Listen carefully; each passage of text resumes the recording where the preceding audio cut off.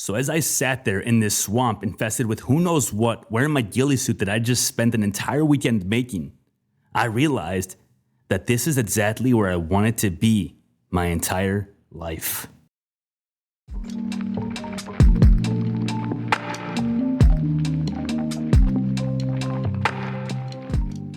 Welcome to the VetRise Podcast. I'm your host, Juan Perez. My goal is to make success after service accessible to every veteran in society. I believe in the power of leveraging your service, not as a label that defines you, but as a launching pad for your next chapter. What we have been doing hasn't been working, and it's on us to start changing the culture. Enjoy the episode, and thank you for your time.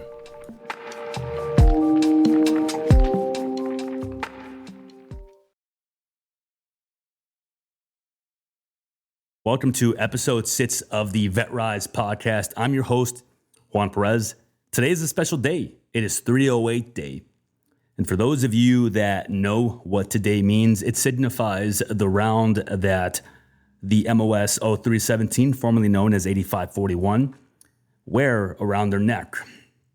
It is a Scout Sniper in the Marine Corps. Now, right now, there's a lot of tension going on in the Scout Sniper community based on the fact that current leadership, ill-advised, have currently decimated Scout Sniper platoons. I do believe that the Marine Corps will eventually right its wrong and they will bring back the Marine Corps Scout Sniper. It is a force multiplier. It is a force multiplier. It is the number one thing that brings fear into the hearts of enemies. And at the end of the day, I think that Scout Snipers will make a comeback. But today I want to talk to you about my specific history growing up, why I wanted to become a Marine Corps Scout Sniper, my process, my journey, if you will, of going from watching the movie Jarhead to actually graduating from sniper school in 2011. I'm going to talk a little bit about that today because honestly, the journey is pretty interesting because it's something that I wanted to do when I was little. It's something that I pride myself in is that I've been able to accomplish everything that I've ever told myself I was going to do. Now, I'm not going to talk about all of those things today because I'm not here to talk about that. I'm here to talk about my history and my journey on how I became a Scout Sniper in the United States Marine Corps. So when I was a young high school kid, not knowing what the hell I wanted to do in my life, I watched the movie Jarhead. And I didn't know that it was technically an anti-war movie in one way, shape, or form, right? Because they talk about the Gulf War and Desert Storm and how things kind of evolved the way they did. And honestly, it made me realize that I was a little crazy in the head. And seeing these state platoon guys operate independently and differently and on their own, and it made me realize that I wanted to do that. I wanted to be the tip of the spear at the battalion level, if you will. Now, of course, there's MARSOT Special Forces, Force Recon, I mean, you name it, right? There's other units out there that are much more specialized than the Scout Sniper. But to me, I wanted to work in that two-man team environment. I wanted to be able to do that in a very special capacity. I wanted to be part of a team, but I also wanted to have a shooter-spotter relationship. I wanted to have a best friend. I wanted to have that person that was next to me at all times. And I really believed in that because I didn't have any of that growing up. I didn't have any best friends growing up. I had friends growing up, and when I decided to enlist in the Marine Corps, I met my best friend Kyle, who I actually did the buddy program with. But before that, I didn't have any real friends, to be honest with you. I was very much an individual.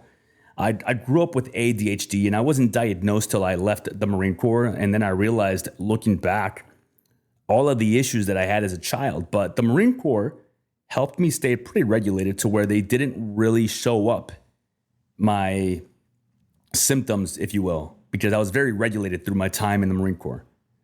So I watched this movie Jarhead, and I really wanted to have that in my life. So I decided to enlist in the Marines. And all I ever wanted to do was become a Scout Sniper.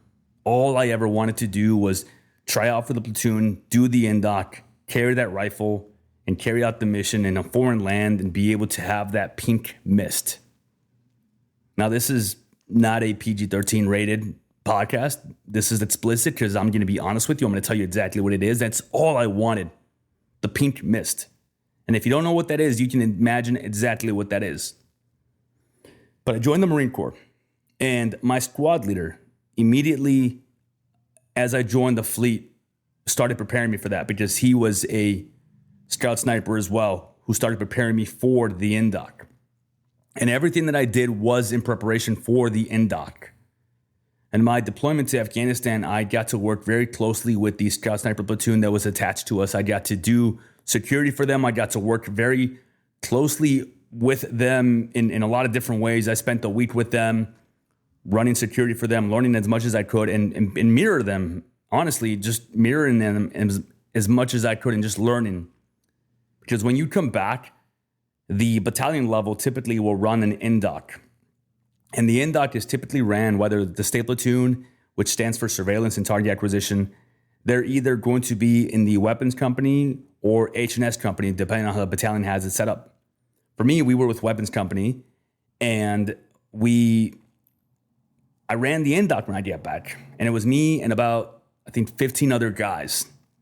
And now the NDOC can either be a multiple day evolution, or it could be a 24-hour slay session, or it could be, it just depends how you want to run your NDOC.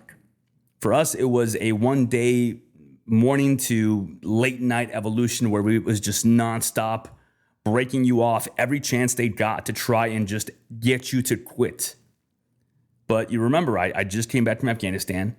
And I made the choice to try out for the platoon because even though I could have been a team leader, I could have stayed with my platoon, which I just deployed to Afghanistan with, which I'm very close with. I got my best friends over there, right? I wanted more. I wanted to try out for the platoon. I wanted to actually go to sniper school, and I wanted to be a PIG, which is what they call professionally instructed gunmen. And the HODs of the platoon, the HOGS, the hunters of gunmen, those are the school-trained snipers who actually help the PIDs get ready for sniper school. So as I did the NDOC, miraculously, I passed by the skin of my teeth. It was a full day evolution, and I was dazed and confused. And by the end of it, I think it was 7 of us that passed, I believe. And from there, we were in the platoon. I remember getting a congratulations from my squad leader who helped me get ready for the NDOC. I remember the platoon sergeant for the sniper platoon telling me why I was wearing dirty camis, even though he knew that I was just slayed, and he told me to go change, and I went to go change, and I was just in amazement that I had made the platoon. Now, keep in mind, making the platoon doesn't mean that you are a scout sniper. Making the scout sniper platoon just means that you are in the scout sniper platoon. You're going to be the radio man, the slack man, the saw gunner. You are going to be the person that has to do everything else to support the scout snipers in that team, in that platoon. And it's broken down into different teams. And each team works a little bit differently. But as a PID, you are expected to be better and perform better and work much harder than any of the other infantrymen in the battalion. Because you are getting ready to go to sniper school. You are getting ready to go and prepare to pass sniper school. And sniper school, the pass-fail ratio, I'm not going to make up numbers because I'm not exactly sure what it is, but I know that a lot of my friends that went ended up failing, and they had to go back a second time, even a third time, to pass sniper school. I went to sniper school in, I want to say, March of 2011. I was class 3 Tech 11. And I went there with 2 guys from my battalion, and we got sent there because they finally had a slot for us. And the platoon sergeant, he believed in us, and he sent us to sniper school. And it was some of the most grueling 3 months of my life. We had to run everywhere. We had to do a lot that I'm not going to necessarily get into, but it was a lot of different phases of shooting, stalking, fieldcraft, land navigation. It was very, very grueling. And a lot of people failed for reasons that you would consider small, but they don't joke around there. It's very serious. And if you miss a shot, you don't get a redo. If you get spotted on a stalking lane when you were going through sniper school, you don't get a redo. Like, you fail, and that's it. And maybe you come back, maybe you don't. But in preparation for sniper school, what we had to do is we had to get trained and we had to do all these different things in the platoon. And the HODs in the platoon, they trained us. And I had to build my own ghillie suit. And I did it, and it was awesome, and I still have it. And it's one of my pride and joys. I'll maybe they'll bury me with it, I don't know. But all of this is to say that I did this because I wanted to. Anything that you want to do, anything that you have an inclination of trying to do, of really putting your heart into, you just have to make the decision that it's going to happen. Because a lot of the reasons why we fail, a lot of the reasons why we don't exceed expectations, or where we don't accomplish the mission, or we don't pass a written test, it's because either we didn't prepare, we didn't want it bad enough, we talked ourselves out of it, we came up with an excuse or a reason of why it's not going to work out, or it's just not the right time. But I wanted it with everything that I had in me. And I made sure I didn't pass out or fail out of the NDOC. I made sure that I graduated from sniper school. I made sure that I got my HOD's tooth. And it was one of the proudest moments of my day because it's an achievement for me. And today is 308 day, which is the number of the round, the caliber of the round that we wear around our neck. And it's meant to be the bullet that is meant for you. The rumor is that when the Scout Sniper Platoon program was started, it was started by, I don't want to get it wrong because in the community, this is very sacred, but I want to say it was Captain Jim Lancey. I'm probably going to get it wrong. I should know this history, but it's been a while, so bear with me here. It was started in Vietnam, and it was very much thrown together. Remington rifles with scopes from back home, hunting rifles, and the program was thrown together. And the rumor is that the round that you carry around your neck is the round that is meant for you, meaning that it is the round that you take out of the enemy sniper rifle that is aimed at you and you kill him before he kills you, because that is supposedly what happened to Carlos Hathcock when he was hunting a sniper that was trying to kill him in Vietnam. So the round that we carry around our neck is a 308 round, and there is a lot of pride in carrying it with me. And honestly, it is one of my biggest accomplishments. Now remember, I talk a lot about leveraging your service in the military. I talk a lot about understanding that we have much more left to do. But that doesn't mean that you don't have to be proud of what you've done. That doesn't mean you don't get to be proud. On the contrary, leverage those skills. Leverage those skills. I am creative. Believe it or not, I became artistic as a scout sniper because I had to do field sketches. I was able to find different ways to accomplish things, and I was able to work with company commanders and majors at a level where I was still a corporal. That's dealing with CEO level executives, if you will, while you are still in the junior leads of the company per se. It gave me confidence. It built a lot in me because I became this force to be reckoned with as far as I was concerned. Now, of course, this came with the issues because then I built this arrogance that unfortunately didn't serve me when I got out, but it served me when I was in. So again, be proud of what you've done. You can share the stories. Just remember, you have more stories to share. You can create new and amazing journeys. And that's what I've been doing for the past 13 years. I've been out of the Marine Corps for about 10 years now. And I've had my ups and downs. I've had a lot of downs, sometimes way more than the ups. But when you capitalize on the ups and when you are down, you learn from them and you remember that you only fail if you don't take a lesson away from it. Then I don't care how many times you're down, you are going to be up and you are going to be doing much better when you are on the up. So when I graduated sniper school, I went back to my platoon. We deployed. I was the assistant team leader for Stalker 1. And we went on a MEU. And all I wanted to do was to go back to Afghanistan as a school-trained sniper and be able to execute what I had learned in sniper school. And I didn't get to do that. And of course that bothers me. But was it any of my doing? Did I purposefully avoid going overseas? I didn't. If they would have asked me to go, I would have gone. They asked for an extension, but it ended up not going through and nobody went from the battalion. But I would have gone if they would have asked me. And do I regret it? I don't regret it. I do wonder what it would have been like, but I don't know. Maybe I would have had more trauma. Maybe I would have had more issues. Being there was more than enough for me once. I didn't have to go back twice to get more of an experience of what it was to be in Afghanistan. Trust me on that.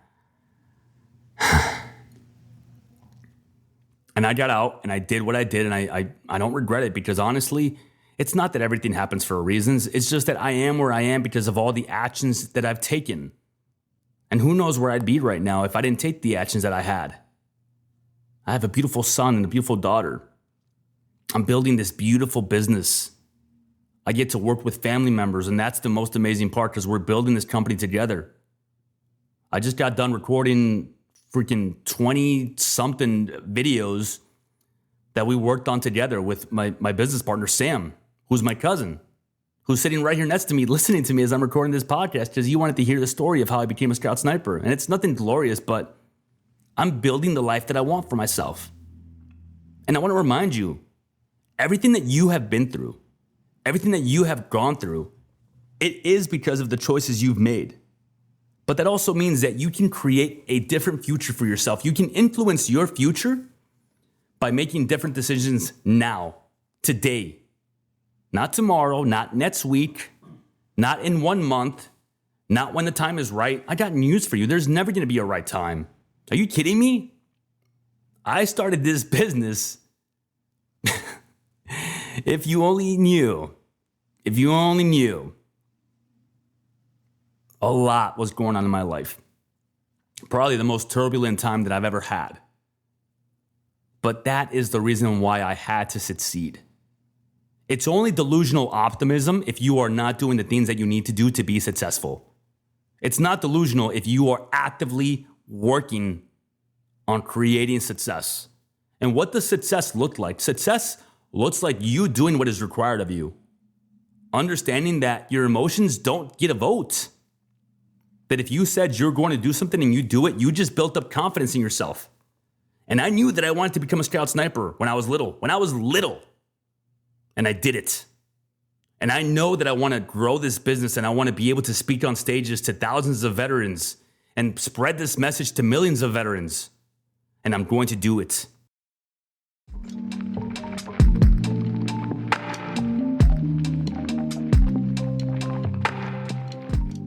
All right, let's stop for a minute. This is the part of the episode where I ask you to do me a favor, but it's not a favor for me. It's a favor for your fellow brothers and sisters that served with you. Do me a favor. Think hard and share this podcast with someone that you think would benefit from it. If you know someone that has been struggling, if you know someone that is going through it right now, and you know that they want better for life, they just don't know how to do it. If this podcast can help them, do it. That's it. That's my only ask. If you want to follow me, then great. You want to subscribe? Go for it. I appreciate you guys so much. Thank you for your time. Back to the episode.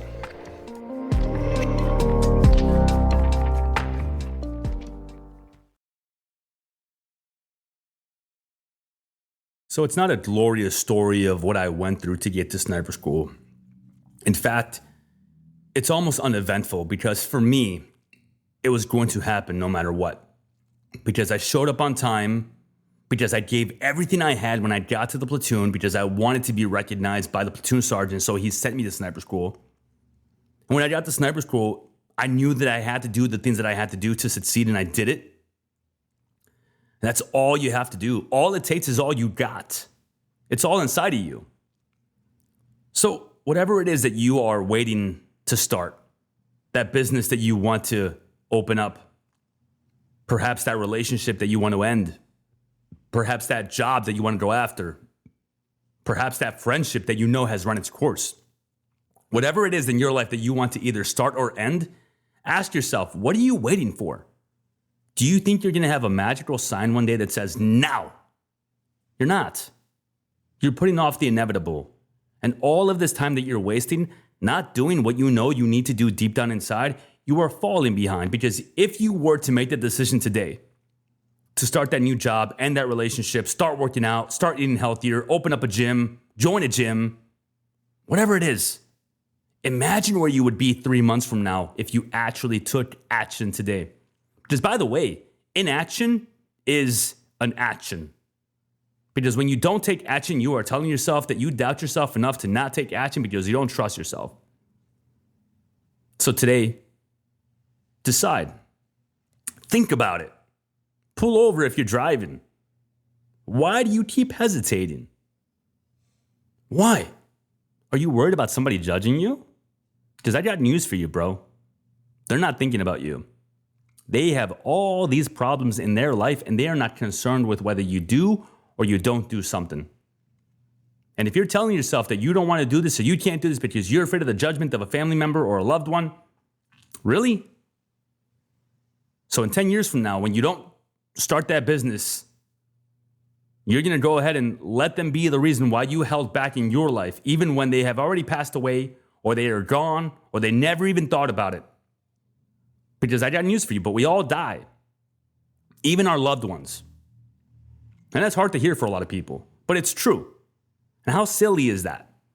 Are you waiting for someone in your life to leave or be gone or grow up or move away before you take action? How silly is that? You don't know who you might inspire. So take action. Decide that you're done waiting. I promise you, it's not as bad as it seems. And if you take messy action, you can clean up the issues later. This is episode 6, and it's been less than a week. We are going on one episode a day, roughly. I think the first one I released it on Sunday night at around 2 a.m. You just got to take action. And by the way, the podcast is going amazing. I'm super impressed with the numbers that we're already having. I think we had about 180 downloads today. And honestly, those numbers just astound me. And if you watch this, again, thank you for taking the time to be here. I appreciate you. I know how valuable your time is. So I'm going to go ahead and wrap up. Thank you for listening to my story. Not a super eventful one, but it illustrates a point that if you want something, you just have to take action. And as long as you follow through with what you know you have to do, no one can take it away from you. It's yours to have. And it's also yours to fail if you don't take action. Nobody else is in control but you. I promise you that. Thank you for your time.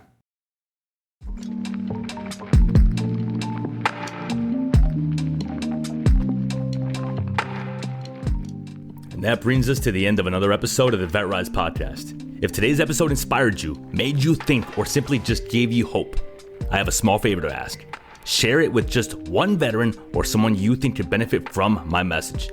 Your share could light a spark for them. You don't know who you might save. For more insights and to join this mission, follow my socials at JP the Veteran Coach and explore how we can rise together. Thank you for joining us, for being part of this journey, and for believing in the power of rising together as veterans. Until next time, keep pushing forward, keep rising, and never forget we are stronger together. My name is Juan Perez, and thank you for your time.